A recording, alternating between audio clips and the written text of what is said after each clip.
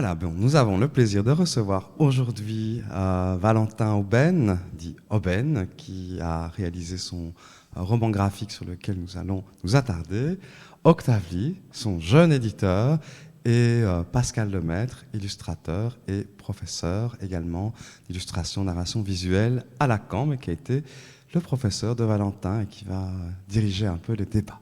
Donc on va parler de la production de Valentin Zontje. Donc la première question, c'est voir un peu quelle est la naissance de ce projet, comment ça s'est déroulé. Alors c'est un projet qui est parti de l'atelier communication graphique à la Cambre. C'était un exercice en Master 1 et on devait créer un objet graphique que les Carolos puissent se réapproprier. Donc leur parler et qu'il y ait une continuité avec ce projet. Et comment ça s'est passé? Tu as rencontré des gens de Charleroi, tu as visité Charleroi. Quel a été le détonateur pour raconter une histoire d'amour, d'un gars au retour au pays qui rencontre une Carolo? Alors, il y a eu un petit cheminement. Avec l'atelier, on est venu, on a eu une première visite de la ville. On a eu une première rencontre avec Kevin aussi, qui nous a dirigés dans différentes directions. Et on devait trouver des accroches. Et vite, assez rapidement, j'ai été sur le carnaval. Et mon idée première, en fait, c'était de repenser un peu le look des géants, leur donner une sorte de vent de fraîcheur. Et puis on m'a fait comprendre que c'était quelque chose d'assez culturel et important et enraciné dans la ville, donc c'était pas trop quelque chose à faire. Et rapidement, ça s'est dirigé vers une histoire de conte. En fait, en creusant et en regardant un peu l'histoire de chaque géant, je me suis rendu compte qu'il y avait un passif historique qui faisait écho à différentes époques de Charleroi, pendant toute l'histoire des mines et des grosses industries métallurgiques à Charleroi. Mais qu'il n'y avait pas de lien entre ces différents géants, enfin qu'il y avait des liens, mais qu'il n'y avait pas vraiment de gros fil conducteurs. Alors le principe, c'était d'essayer d'imaginer une sorte de légende et de créer une fausse légende. Pourquoi le thème du soleil? Moi, je suis un garçon qui vient du sud à la base, j'ai grandi près des Alpilles. Et quand on vient en Belgique, je suis venu faire mes études donc, à la Cambre. Et d'office, c'est quelque chose qui va manquer. C'est une des premières choses qu'on vient à Charleroi, il fait souvent gris, il y a un côté très sombre. Et l'histoire en lien avec l'Espagne aussi, je me suis dit qu'il y avait quelque chose à faire autour du soleil. Et c'était aussi en parlant avec des copains, en me posant la question de ce que je pouvais écrire. C'est un peu une blague récurrente autour de la lumière, du soleil, de l'ombre. Est-ce que tu te rappelles des échanges que tu as avec des gens de Charleroi, avec le théâtre éventuellement, ou des représentants du monde culturel ici? J'ai fait pas mal de voyages et de rencontres, des gens investis dans la culture au sein de la ville, comme Murphy Smet, comme Fabrice Laurent, le directeur de l'Éden, avec qui j'ai eu des discussions qui m'ont parlé de leurs pratiques. Avec Fabrice, c'était hyper intéressant autour du carnaval et autour de ces fêtes populaires. Et Eddy m'a dirigé vers un peu toute ce monde qui lui appartient. Lui, il s'occupe, je ne sais pas si c'est toujours le cas, de l'association des géants de Charleroi. Et aussi, après, je suis allé vers des gens, des tenanciers de bar ou des gens qui travaillent pour rencontrer un peu sentir un peu l'ambiance. Et des recherches historiques qui ont été dirigées par Kevin, qui m'a gentiment prêté des livres. Et j'ai essayé de me renseigner un peu sur une vieille langue, sur le Carolo, trouver des liens, histoire de trouver des sortes de biais graphiques, d'outils qui pouvaient parler. Le but, c'était que ça parle au Carolo au final. Et alors, tu as ce personnage qui en fait a volé le soleil, Ouais. qui l'a enrobé. Ouais. Pourquoi ce petit personnage? Pourquoi ce graphisme? Pourquoi ce petit lion? Comment, en fait, peut-être la question à poser, c'est savoir comment un créateur transpose ce qu'il a comme information dans le réel et crée quelque chose de nouveau.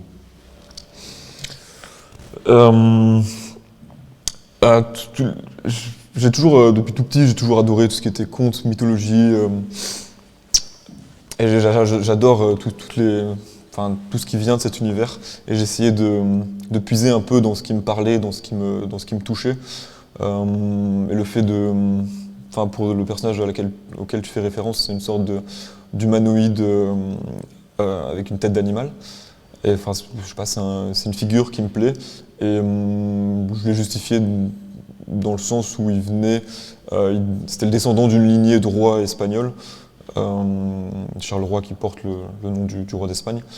Et c'était une lignée qui avait été brisée, et du coup il fallait que je trouve un biais, un lien. Il y avait beaucoup d'alliances frères-sœurs, et c'était ce qui avait un peu mis fin à cette lignée de rois. Du coup il fallait que je trouve une continuité, mais à travers une sorte d'animal un peu, de créature un peu hybride entre l'humain et l'animal. Octave, donc toi tu as lancé la production du bouquin. Est-ce que tu peux nous parler du pourquoi et de votre maison d'édition et comment ça se passe? Alors, je vais essayer de ne pas faire une réponse trop lunaire. Alors,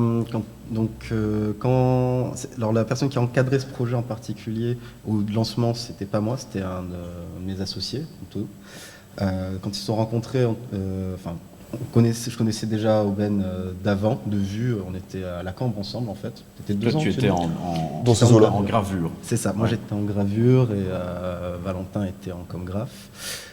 Et plus ou moins par hasard, en fait, on s'est recroisés un peu plus tard et on me demandait d'ailleurs ton projet de diplôme, qu'est-ce que ça devient? Il est là. On l'a rouvert, on l'a relu et on s'est dit, en fait, c'est vachement bien. Et ça rentrait très bien dans les critères de notre maison d'édition qu'on a créée avec un super timing en février 2019. Où on voulait essayer de monter un projet éditorial avec deux amis. On est tous les trois assez marqués par l'univers de la culture et des livres, pour une raison très simple, c'est qu'on les voit beaucoup comme un outil de survie, mais d'un point de vue individuel. On a en point commun le fait de croire assez fort au fait qu'il y a notamment enfants ou adolescents, dans des situations qui peuvent être compliquées pour un jeune, ou même à l'âge adulte. Par hasard, souvent, on tombe sur une œuvre culturelle qui fait sens et qui permet de s'extraire un peu d'une réalité compliquée. Et donc, on voulait créer une maison d'édition qui puisse permettre de tendre des perches. Si on fait un livre et qu'un jour, peut-être dans 10 ans, il trouve un public, une personne pour qui ça fait vraiment sens, on considère qu'on a gagné notre pari. Et dans ce livre, il y avait quelque chose qu'on trouvait qui nous touchait beaucoup. C'est-à-dire qu'on était tous les trois français, on arrivait à Bruxelles, on s'est investi sur un territoire. Le fait d'éditer, d'essayer de promouvoir un livre qui parle des contes et légendes proches du lieu dans lequel on vit et qui peut potentiellement toucher des gens qui vivent dans ce territoire, c'était quelque chose qui nous intéressait beaucoup. Donc on a lancé la production et on essayait de le faire vivre. Ce qui est intéressant, c'est que vous vous êtes lancé quand même dans une production papier. Ouais. Alors qu'on se dit, c'est un peu le livre moribond, le papier s'en va, c'est le numérique qui prend sa place. Donc c'est intéressant de voir que vous n'êtes pas dans cette position. Pourquoi en fait? Alors je vais citer un des anciens profs d'illustration que j'avais à la Cambre. Je pense que ça c'est des couilles. Non, c'est pas tout à fait des couilles, mais on fait aussi beaucoup de choses en digital. Ça touche en fait un autre sujet de notre maison d'édition. Quand on l'a créée, on était dans un moment, on vient tous les trois en fait d'un milieu des beaux-arts. On a tous les trois fait les beaux-arts, donc on est d'habitude plus du côté de la création que de la production. Et pour parler un peu crûment, le monde des créateurs aujourd'hui dans l'art contemporain ou dans la bande dessinée, c'est bien la merde. Il y a un vrai problème, un besoin de se réapproprier les moyens de production et surtout de diffusion, parce que c'est surtout aujourd'hui que ça se joue. Donc on a créé cette maison d'édition aussi comme un endroit où on pouvait expérimenter un monde qu'on ne connaissait pas, c'est-à-dire le monde de la compta, de la gestion et des business plans, pour voir comment est-ce qu'on peut tendre des fils et voir s'il y a moyen de ramener de la rémunération pour les auteurs, pour les gens qui s'investissent dans les projets, et d'essayer de trouver un équilibre là-dedans. Sur 4-5 ans, on espère que ça va fonctionner, ça commence à marcher un peu. Et en fonction des projets, des fois on fait des sorties numériques, des fois des sorties papier. L'objectif c'est d'essayer de toucher au maximum un public large et surtout c'est un peu étrange à dire dans le milieu culturel, mais de fidéliser des lecteurs qui vont venir voir le travail de la maison d'édition, non seulement parce que les projets les intéressent, mais parce qu'ils savent qu'ils peuvent trouver une continuité logique d'un projet à l'autre. Et dans ce cas précis, si l'objectif c'était de pouvoir diffuser ce projet, notamment dans la province de Charleroi, il fallait que ça soit en papier, parce que notre objectif à terme, c'est peut-être d'organiser des lectures avec des enfants, de pouvoir toucher un public jeunesse. Et je pense pas que le numérique soit le bon moyen au final pour raconter des histoires à des enfants, mais de façon un peu vernaculaire, de passer un moment avec eux pour leur présenter un objet. Donc dans ce cas précis, ça devait être du papier. Mais quand on visite le site de votre maison d'édition, il y a une ligne graphique. Il y a, en fait, les créateurs qui bossent avec vous, quels sont leurs objectifs ou quelles sont leurs envies? Quel est en fait un peu maintenant le mood de l'illustration et de ce que vous avez envie de raconter en fait? D'accord. Alors, on travaille surtout avec des gens qui viennent de la micro-édition. C'est un truc aussi qu'on a posé. On avait reçu quelques projets d'auteurs déjà ou d'autrices un peu installés. On les avait tous refusés jusque-là parce que je parlais du fait de travailler de façon vernaculaire. On voulait créer des objets avec des gens qui venaient souvent de sortir d'école, des objets qui sont des livres qui sont parfois un peu bancals, souvent dans des lignées contre-culturelles ou engagés politiquement, que ce soit du livre pour enfants qui à mon sens n'est jamais neutre, ou des fanzines féministes, parce qu'il y a une place de plus en plus grande, que ce soit d'un point de vue économique pour les créateurs et d'un point de vue de lectorat, attribuée au DIY et aux arts and crafts. Et on veut s'insérer dans cette logique-là. Donc on est assez proche de gens qui travaillent là-dedans. L'ambiance est très forte. Et votre public, comment vous avez déjà un peu une température de vos lecteurs ou... Ouais, on est très porté. Alors c'est un truc dont on est très. On est en fait sur un entre-deux. On n'est pas aussi proche du milieu de la micro-édition que d'autres qui sont à fond dans le fanzina, très marqués par ça, comme par exemple l'employé du mois a pu être à ses débuts, ou le Frémoc à ses débuts également. Mais on n'est pas non plus. On fait énormément de festivals de micro-édition, mais on n'est pas non plus dans des logiques comme même les éditions Même Pas Mal ou la Boîte à Bulles, qui eux sont des indépendants plus installés. On essaie de surfer un peu entre les deux. Notre public de base est vraiment un public qui achète et vend du fanzine ou des ouvrages de main à main dans des festivals. Mais on essaye et on arrive aussi à toucher des publics un peu variés, notamment grâce à la diffusion web, qui est un truc très important. Et vous avez des libraires qui vous suivent? On a des libraires qui nous suivent, notamment on est dans un peu toutes les librairies bruxelloises. Jusqu'ici, en fait, on faisait la distribution et la diffusion nous-mêmes. C'est-à-dire qu'un de mes associés part avec sa petite mallette 2 fois par an avec tous les livres et vient toquer à la porte de toutes les librairies du coin. On est aussi en librairie à Paris, un peu à Nantes et à Toulouse. Là, en fait, on a du monde. Mais à partir de 2024, on va commencer à travailler avec Serendip, normalement, qui est un distributeur diffuseur de petite taille et qui a un placement assez particulier dans le monde de la distribution-diffusion. Je vais pas passer 20 ans à parler des enjeux de la chaîne du livre et du distributeur-diffuseur, mais c'est assez compliqué en fait. La situation du livre aujourd'hui est la situation complexe du livre aujourd'hui, qui fait que les auteurs sont souvent très mal rémunérés et que les éditeurs s'intéressent avant tout à l'entièreté de leur catalogue plutôt qu'à vendre livre par livre, est très dépendant du distributeur-diffuseur qui lui a plus intérêt à avoir le plus grand catalogue possible, même si un seul livre marche. Et donc ça change complètement le rapport de rémunération entre l'éditeur et l'auteur. Le Serendip ne fonctionne pas vraiment comme ça, et même si c'est un petit distributeur qui fait peu de tournées, pour nous ça faisait vraiment sens de pouvoir travailler avec eux par rapport à d'autres. On va retourner chez Valentin. Est-ce que tu peux un peu nous parler de ton style graphique, de tes inspirations, et comment, peut-être pour les gens qui ne connaissent pas le monde de l'illustration, comment ça se pratique? D'où tu viens? Comme beaucoup de dessinateurs, je veux dire que j'ai dessiné depuis tout petit, depuis toujours, et ça a toujours été une forme de quotidien. Après, on commence avec ses bases, ses références. Moi, j'ai eu la chance d'avoir une maison où la BD, le livre pour enfants et le livre de contes étaient très présents et très importants, comme la poésie ou d'autres formes. Donc ça, c'est via tes parents? Ça, c'est via mes parents, tout à fait. Après, j'ai développé mes propres goûts. Mais je sais pas, je suis passé par différentes phases et différentes différentes formes de BD, différentes lectures. Je pense que jusqu'à ce que j'arrive à la Cambre, j'ai dessiné de mon côté sans vraiment d'avis extérieur ou ne prenant pas vraiment en compte les avis extérieurs. Et puis, à la Cambre, en fait, excuse-moi, mais tu es rentré dans l'atelier de communication graphique. ouais. Pourquoi ce choix, puisque c'est communication graphique et tu aurais pu aller en dessin, en peinture ou Ouais. en voilure. Alors en fait, ce qu'il faut savoir, c'est qu'avant d'arriver à la Cambre, j'étais dans une école de jeux vidéo. On faisait de la conception de jeux vidéo. On dessinait beaucoup, ça me plaisait beaucoup, mais il y avait beaucoup de 3D et de développement sur ordinateur qui au final m'a complètement saoulé à la fin. Et j'ai quitté cette école pour cette raison. Et j'étais pas sûr de vouloir aller à fond dans le dessin pur et dur, et je cherchais plutôt une direction où je pouvais posséder différents médiums, faire différentes choses. Moi, ce que je voulais à l'époque, c'était travailler sur différents projets et pas être dans une ligne droite. Voilà.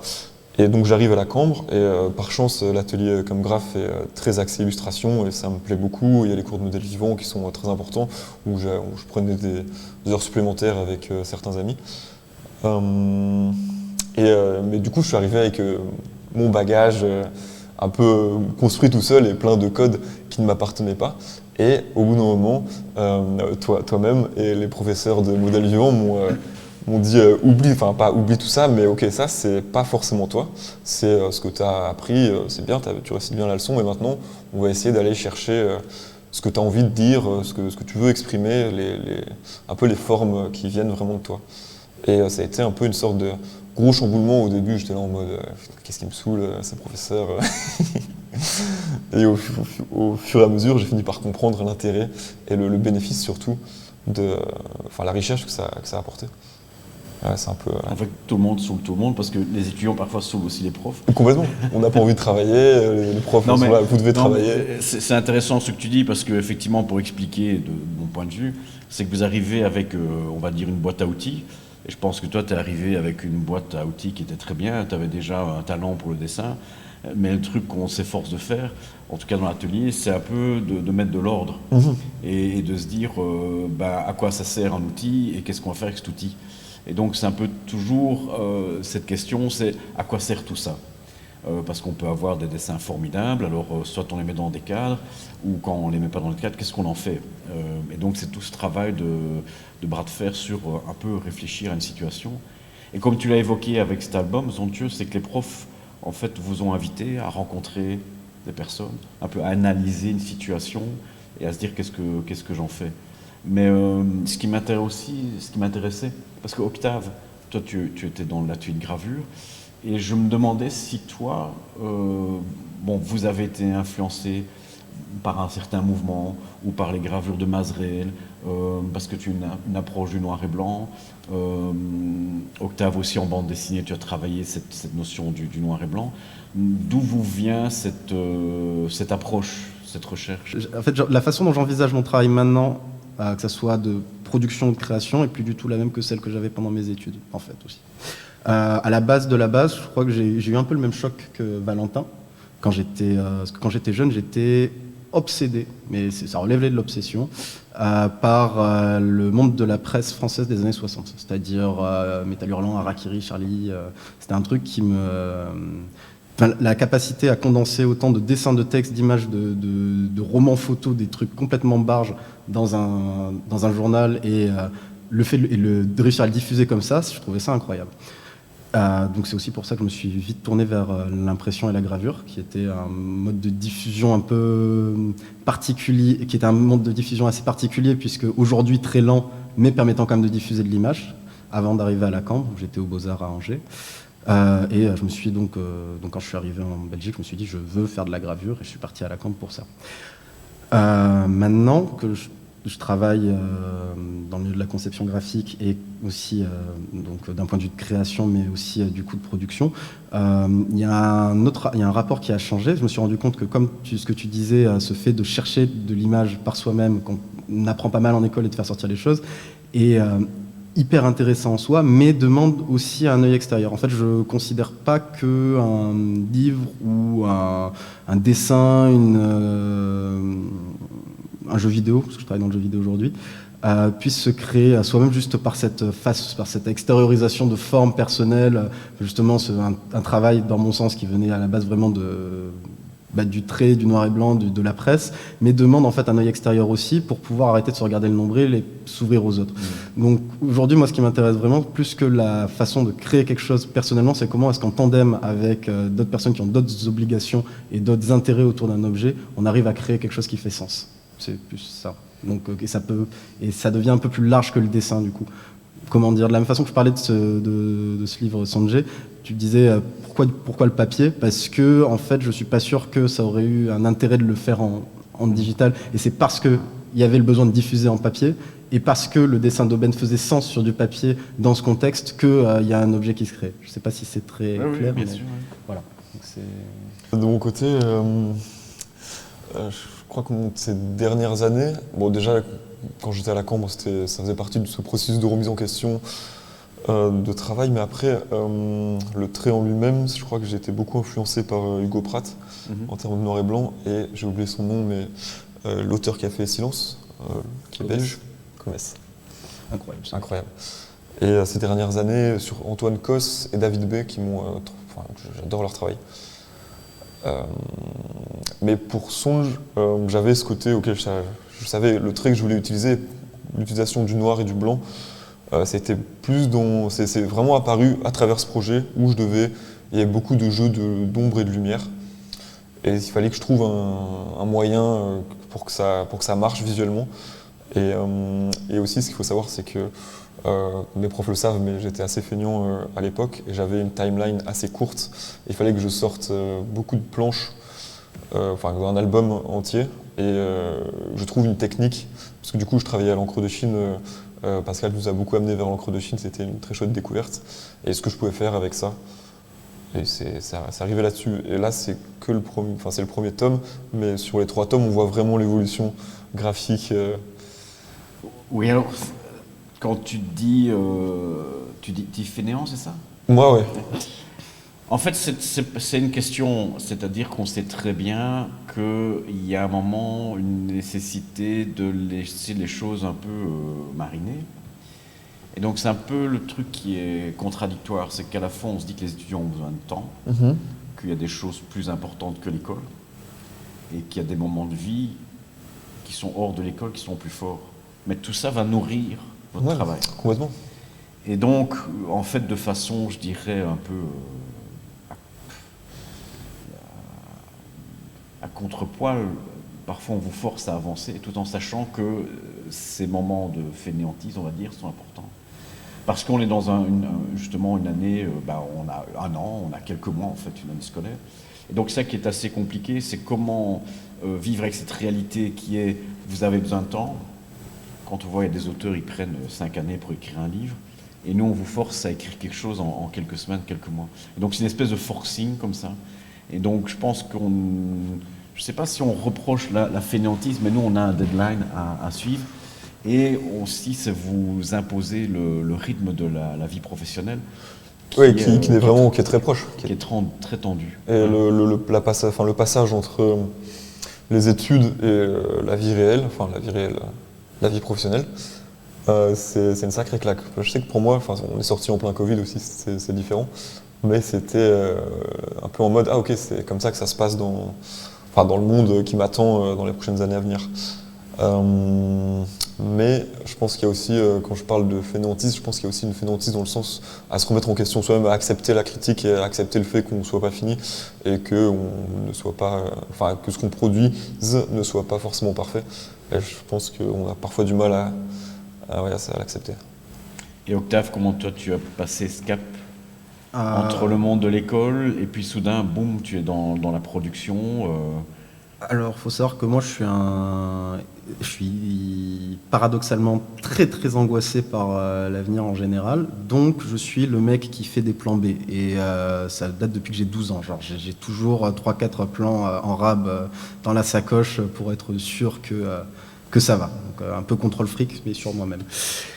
Et en fait, j'ai tiré... Moi, j'ai pas fini mon master à la Cambre. Je me suis barré avant la fin. parce que j'avais tiré plein de petites lignes à droite à gauche entre la prod, des projets perso de bande dessinée, un projet de jeu vidéo. Et il y en a un qui a marché. J'ai fait oh bah tiens, je vais faire ça pour l'instant sans laisser tomber les autres. Et alors ça s'est fait de façon assez smooth, on va dire. Et je faisais déjà un petit peu de commandes d'illustration pendant que j'étais en école.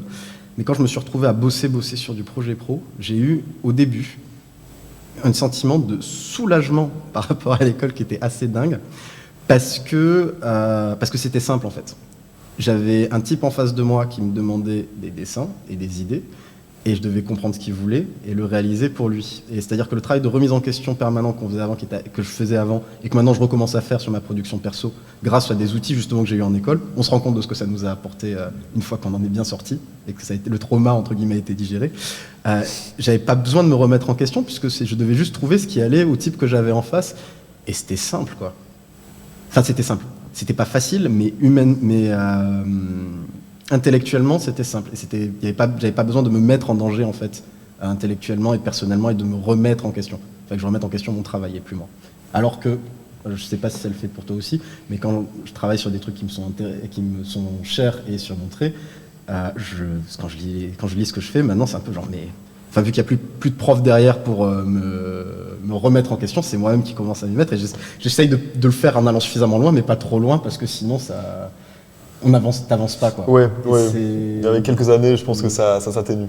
Exactement. Mais je pense qu'en ça, les écoles d'art sont quand même très, très chouettes, parce que c'est compliqué, en fait, de pouvoir se regarder dans une glace et de se dire, bon, qui je suis moi, qu'est-ce que je produis, qu'est-ce que j'ai à dire, est-ce que ça vaut le coup de le dire. Avoir quelqu'un qui te pousse à l'eau au début pendant 2-3 ans est très précieux en fait.